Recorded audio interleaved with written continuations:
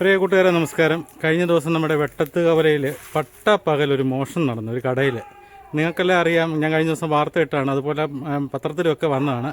എങ്കിലും ഇതുവരെ ആരാ വന്ന് മോഷ്ടിച്ചെന്നോ പ്രതികളെ ഒന്നും കിട്ടിയിട്ടില്ല. അപ്പോൾ നമുക്ക് ഇതെങ്ങനെയാണ് സംഭവിച്ചതെന്ന് കാണാം.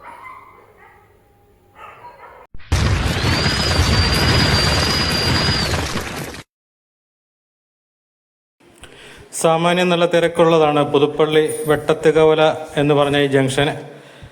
ഇവിടെയാണ് ഉച്ചയ്ക്ക് നടന്നൊരു മോഷണമാണ്. അത് ശരിക്കും ഞങ്ങളെയൊക്കെ അമ്പരിപ്പിച്ച ഒരു വാർത്ത തന്നെയാണ്. ഒരു കടയ്ക്കകത്ത് അത്രയും തിരക്ക് ഉള്ള സ്ഥലത്തു നിന്ന് മാറിയുള്ള കടയല്ല. ഇതിനുണ്ടോ കവലയിൽ ഇത്രയും കവലയുടെ സെൻട്രലിലിരിക്കുന്ന കടയാണ് രാജൻ ടോഴ്സ് എന്ന് പറഞ്ഞ രാജപ്പൻ ചേട്ടൻ്റെ കടയാണ്. അപ്പോൾ ഇവിടെയാണ് പകല് ഉച്ചയ്ക്ക് മോഷണം നടന്നത്. ആ മോഷണം നടന്ന കാര്യം എന്ന് പറയുന്നത്, രണ്ടുപേര് സ്കൂട്ടറിൽ ഇവിടെ വന്നു. കടയുടെ സമീപത്താണ് സ്കൂട്ടർ നിർത്തിയിട്ട് അവർ കടയിലോട്ട് കയറി ചെന്നു.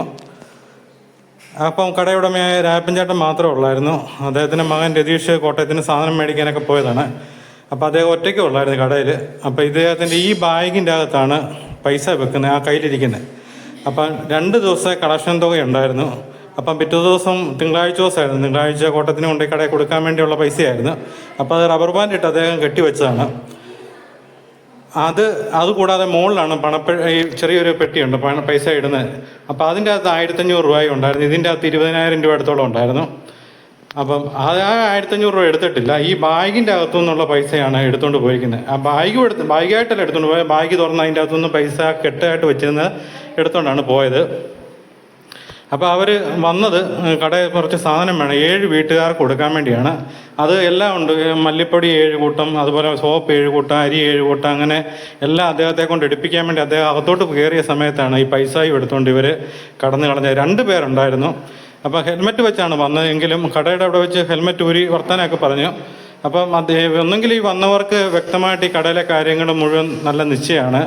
അതുകൂടാതെ പുതുപ്പള്ളി കണിയാമ്പറമ്പിലെ വീട്ടുകാരൊക്കെ ആയിട്ട് പരിചയമാണെന്നൊക്കെ പറഞ്ഞ് അദ്ദേഹത്തോട് പറയുകയൊക്കെ ചെയ്തു. അപ്പോൾ അതെല്ലാം കേട്ടപ്പോഴത്തേന് രാജപ്പൻ അങ്ങ് വിശ്വസിക്കുകയും ചെയ്തു. അത് അവർക്ക് വേണ്ടുള്ള സാധനങ്ങൾ എടുക്കുകയും ചെയ്തു. പക്ഷേ ഈ പൈസ എടുത്തുകൊണ്ട് പോകുന്നുള്ളത് സ്വപ്നത്തിൽ ചിന്തിച്ചില്ല. പകൽ നടന്ന സംഭവമല്ലേ. നമ്മുടെ ഈ സിഗരറ്റ് ഇടുന്ന എവിടെയാണ് ആ ബാഗ് വെച്ചിരുന്നത്, അതാണ് എടുത്തുകൊണ്ട് അതിൻ്റെ അകത്തുനിന്നാണ് വ്യക്തമായിട്ട് പൈസ എടുത്തത്. പക്ഷേ ഇവിടെ ക്യാമറ ഇല്ല. എന്നാൽ തൊട്ട് സമീപത്ത് ഒരു ഫിനാൻസ് സ്ഥാപനമുണ്ട്. അവിടുത്തെ ക്യാമറ എന്ന് പറയുന്നത് ഉണ്ട് ഈ കടയുടെ ഭാഗത്തോട്ടല്ല, ഓപ്പോസിറ്റ് സൈഡിലേക്കാണ് ഈ ക്യാമറ. അതുപോലെ തൊട്ടടുത്തൊരു ബേക്കറി ഉണ്ട്, അവരുടെയും ഫ്രണ്ടിലേക്കാണ് ക്യാമറ. പിന്നെ ഒരു മെഡിക്കൽ സ്റ്റോർ ഉണ്ട്, അവരിപ്പോൾ അടച്ചിട്ടിരിക്കുകയായിരുന്നു. അവിടുത്തെ ഒരു ക്യാമറയ്ക്കകത്ത് ഇങ്ങനെ സ്കൂട്ടർ വരുന്നത് മാത്രം കാണാം. അതുപോലെ ഈ ഇവർക്ക് തന്നെ തൊട്ടപ്പുറത്തൊരു ബേക്കറി ഉണ്ട്. അപ്പോൾ ആ ബേക്കറിയിലെ ക്യാമറയും ഓപ്പോസിറ്റ് വഴിയിലോട്ടാണ്. അത് കാരണം ഈ ഇതുണ്ടോ ഈ സൈഡിലോട്ടാണ്. അത് കാരണം ഈ ക്യാമറയിലൊന്നും അവരുടെ ദൃശ്യങ്ങൾ പതിഞ്ഞിട്ടില്ല. പോലീസ് അന്വേഷണം നടന്നുകൊണ്ടിരിക്കുകയാണ്. എന്നാലും പകല് നടന്ന സംഭവമാണിത്. ഇതിൻ്റെ അകത്ത് അങ്ങനെ എടുക്കുകയായിരുന്നു പൈസ. ഈ ബാഗ് എന്നാലും എവിടെയായിരുന്നു?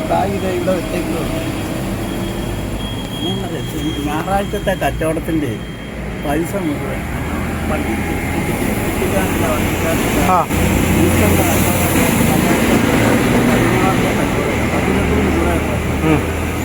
2000 രൂപ പ്ലസ്സുകാരനാണ്, 1300 രൂപ പച്ചക്കറിക്കാരന് കൊടുത്തു. ബാക്കി കാശ് മുഴുവൻ ഉണ്ടായിരുന്നു. ഞാൻ കൃത്യം ഇങ്ങനെ വെക്കുന്ന നോട്ട് അന്ന് ഞാൻ ഇങ്ങനെ പൈസ വെച്ചിരുന്നേ റബ്ബർ ബാൻഡ് ഇട്ട് വെക്കും. അപ്പോൾ 1500 രൂപ അതിനകത്ത് 3,500 ഉണ്ട്. അതെടുത്തുമില്ല. പക്ഷെ അങ്ങനെയാണെന്നുണ്ടെങ്കിൽ ഇവൻ അറിയാവുന്ന അല്ലേ, പിന്നെ വരത്തില്ല.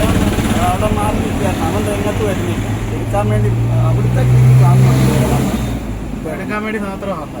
അല്ല, അവിടുത്തെ ക്യാമറയ്ക്ക് അത് കാണുന്നുണ്ട്. ഇവൻ വന്ന് കയറുന്നത് ആണല്ലേ. ചേട്ടൻ അകത്തോട്ട് സാധനം എടുക്കാം.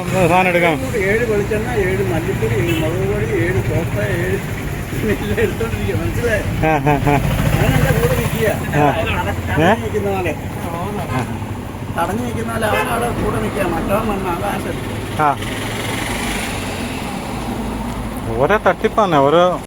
ഇപ്പം വ്യാപാരികളൊക്കെ ഒന്ന് കരുതിയിരിക്കുന്നത് ഇപ്പോഴും നല്ലതാണ്. കാരണം ഒരുപാട് തട്ടിപ്പുകാർ ഇറങ്ങിയിട്ടുണ്ട്. അവർ 1-2 ദിവസം വന്ന് കട മുഴുവൻ നിരീക്ഷിച്ചതിന് ശേഷമായിരിക്കും മോഷ്ടിക്കാൻ വരുന്നത്. കാരണം ക്യാമറയും അടുത്തുള്ള സാഹചര്യങ്ങളും എല്ലാം മനസ്സിലാക്കിയതിന് ശേഷം മാത്രമാണ് അവർ വന്നത്.